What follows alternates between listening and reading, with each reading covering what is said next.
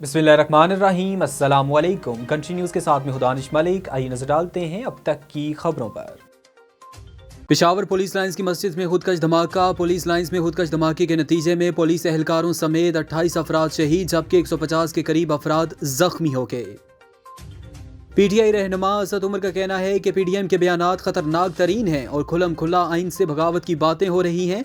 Media से गुफ्तगू में बोले चंद अनासर ज़ाती मुफाद के लिए आइन और जमहूरियत के साथ मुल्की सालमियत भी खतरे में डाल रहे हैं। माजी में भी आवाम के फैसले कबूल न करने के खतरनाक नताइज आए। वज़ीर कानून आज़म नज़ीर तारड़ ने निगरान सेटअप में तोसी का इंदिया दे दिया। सहाफ़ियों से गुफ्तगू में आज़म नज़ीर तारड़ बोले निगरान हुकूमतों की मुद्दत में तोसी का इन्हिसार हालात पर है। खुदा नख्वास्ता अगर अमन व अमान या मुआशी सूरत हाल बेहतर ना हुई तो आइन में निगरान हुकूमतों की मुद्दत में तोसी की गुंजाइश मौजूद है।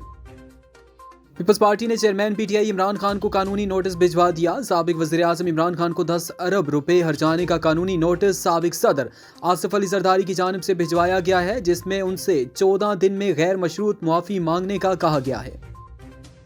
वफाकी वज़ीर दाखिला राना सनाउल्लाह ने कहा कि इब्तदाई तफ्तीश के मुताबिक पेशावर की मस्जिद में खुदकश हमला हुआ है। एक बयान में राना सनाउल्लाह ने कहा कि तहकीकात करेंगे कि सिक्योरिटी के बावजूद खुदकश हमला आवर कैसे पहुंचा।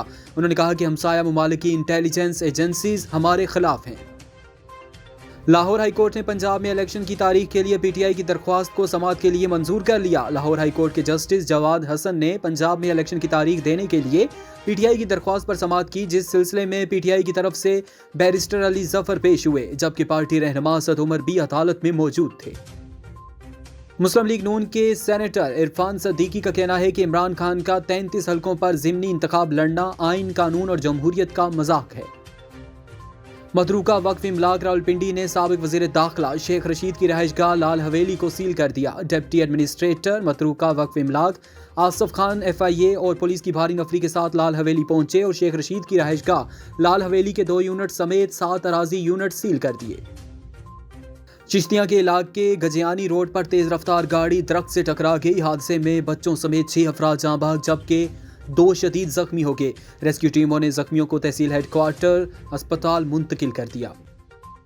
अक़वाम मुत्तहिदा के वर्ल्ड फूड प्रोग्राम ने खबरदार किया है कि शाम में खुराक की कमी रिकॉर्ड शरह पर है। सऊदी इज़राइल ब्लॉग के मुताबिक WFP ने अपने बयान में कहा कि शाम में जारी तनाज़े ने 29 लाख अफराद को खुराक की कमी के बायस भूख से मरने के संगीन खतरात से दो चार कर दिया है। इस तनाज़े ने मुस्तक़बिल के लिए मुआशी बहरान को जन्म देकर अहम बुनियादी ढांचे को भी नुकसान पहुँचाया है।